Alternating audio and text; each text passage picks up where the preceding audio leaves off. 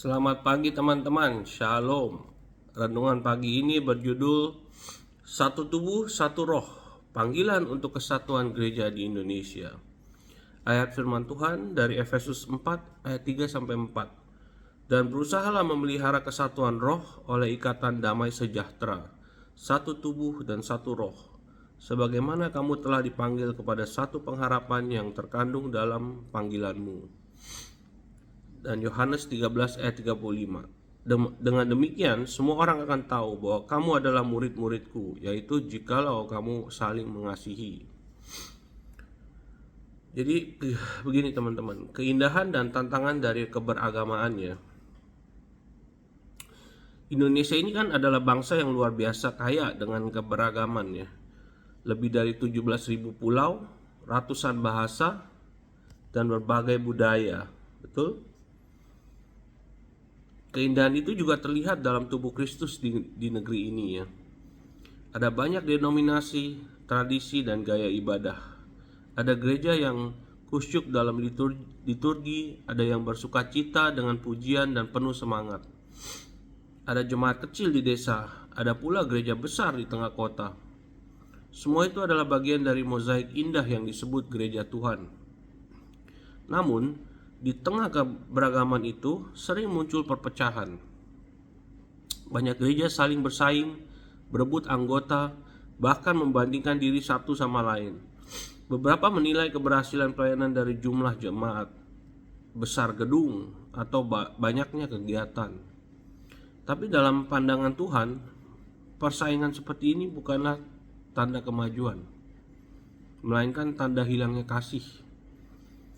Mengapa persaingan antara gereja tidak berkenan di hati Tuhan? Rivalitas dalam gereja bukanlah hal baru. Rasul Paulus pernah menegur jemaat di Korintus karena hal ini ya. Kita lihat di 1 Korintus 1 ayat 12-13.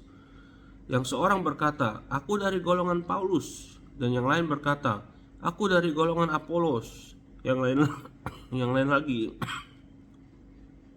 "Aku dari golongan Kefas," dan yang lain berkata, "Aku dari golongan Kristus."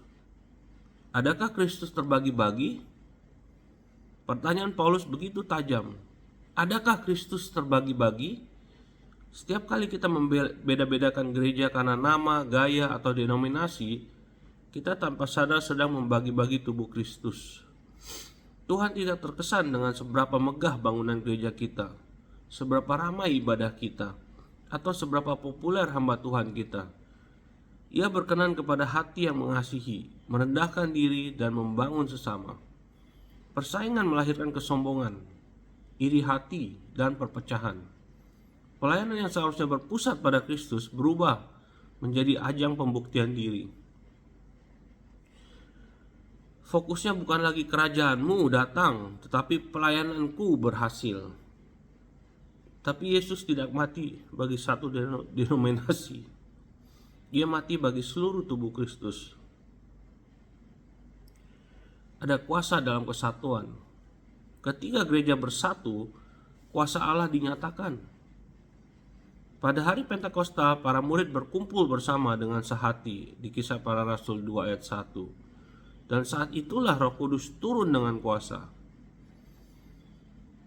Kesatuan bukan hanya soal keharmonisan, tapi juga pintu bagi kebangunan rohani. Mazmur 133 berkata, "Sungguh alangkah baiknya dan indahnya apabila saudara-saudara diam bersama dengan rukun. Sebab di sanalah Tuhan memerintahkan berkat." Tuhan memerintahkan berkat. Berkatnya di tempat ada kesatuan. Itulah sebabnya musuh berusaha memecah gereja, karena ia tahu bahwa gereja yang bersatu tidak dapat dikalahkan. Kesatuan bukan berarti semua harus sama. Kesatuan berarti kita berbeda, tapi bergerak bersama di bawah satu kepala, yaitu Kristus. Berbeda alat musik, tapi memainkan lagu yang sama. Berbeda panggilan, tapi memiliki tujuan yang sama. Berbeda gereja, tapi satu kerajaan. Jadi, jadi pesan untuk gereja di Indonesia pagi ini ya. Di Indonesia, di mana umat Kristen adalah minoritas, Kesatuan bukan pilihan, tetapi keharusan. Dunia memperhatikan bagaimana gereja saling memperlakukan satu sama lain. Ketika mereka melihat gereja saling menyerang, menjelekkan, atau menjatuhkan, mereka tidak melihat kasih Kristus. Tapi ketika mereka melihat gereja-gereja saling mendukung, mendoakan, dan bekerja sama, mereka melihat Yesus yang hidup di tengah kita. Kita tidak akan pernah melihat kebangunan rohani besar di negeri ini selama gereja masih terpecah belah. Kebangunan rohani lahir ketika para gembala berdoa bersama, ketika denominasi saling membuka hati, ketika gereja besar menolong gereja kecil tanpa pamrih. Kebangunan rohani akan datang bukan karena persaingan, tapi karena pertobatan dan kerendahan hati. Langkah-langkah praktis apa yang kita bisa ambil untuk menuju kesatuan? 1. Doakan gereja lain. Berkatilah, bukan bandingkan. Doakan agar Tuhan memakai mereka untuk kemuliaannya. 2. Bekerja sama, bukan bersaing. Ajak gereja lain terlibat dalam pelayanan sosial, doa bersama, atau misi. Bersama kita lebih kuat, teman-teman. 3. Hormati pemimpin lain. Jangan jatuhkan hamba Tuhan lain, meski berbeda pandangan. Kesatuan dimulai dari kerendahan hati. 4. Fokus pada misi, bukan metode. Cara kita boleh berbeda, tapi tujuannya sama, memperkenalkan Kristus. 5. Ingat siapa musuh yang sebenarnya. Musuh kita bukan gereja lain. Musuh kita adalah iblis yang suka menebar perpecahan. Hati Kristus bagi gerejanya. Dalam Yohanes 17, Yesus berdoa panjang untuk murid-muridnya, dan isi utama doa itu adalah kesatuan. Yohanes 17 ayat 21. Supaya mereka semua menjadi satu, sama seperti Engkau ya Bapa, di dalam aku dan aku di dalam Engkau, supaya dunia percaya bahwa Engkau yang telah mengutus aku. Dunia akan percaya bukan karena khotbah kita hebat, tapi karena kasih dan kesatuan kita nyata.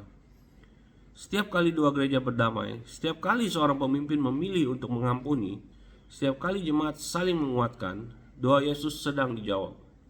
Salib menyatukan surga dan bumi. Sekarang gereja dipanggil untuk menyatukan umat Allah di bumi ini. Mari kita berdoa, teman-teman. Tuhan Yesus, Engkau adalah kepala gereja dan kami adalah tubuhmu. Ampunilah kami ya Tuhan, karena kami sering membandingkan, bersaing, dan menilai satu sama lain. Ampuni kesombongan kami yang memecah dan iri hati yang melemahkan kesaksian-Mu. Ajarlah kami untuk melihat saudara seiman kami dengan mata kasih-Mu. Penuhi gereja di Indonesia dengan Roh Kudus-Mu agar kami hidup dalam kasih, kerendahan hati, dan kesatuan. Satukan gereja-Mu di Indonesia ya Tuhan. Jadikan kami satu suara, satu hati, dan satu misi untuk memuliakan nama-Mu Tuhan dan memberitakan Injil-Mu. Kami percaya ketika gereja bersatu, bangsa ini akan dipulihkan. Di dalam nama Yesus Kristus kami berdoa. Amin. Terima kasih teman-teman. Hope you are blessed. Yeah, have a good Friday and a good weekend. See you again on Monday, alright? God bless you.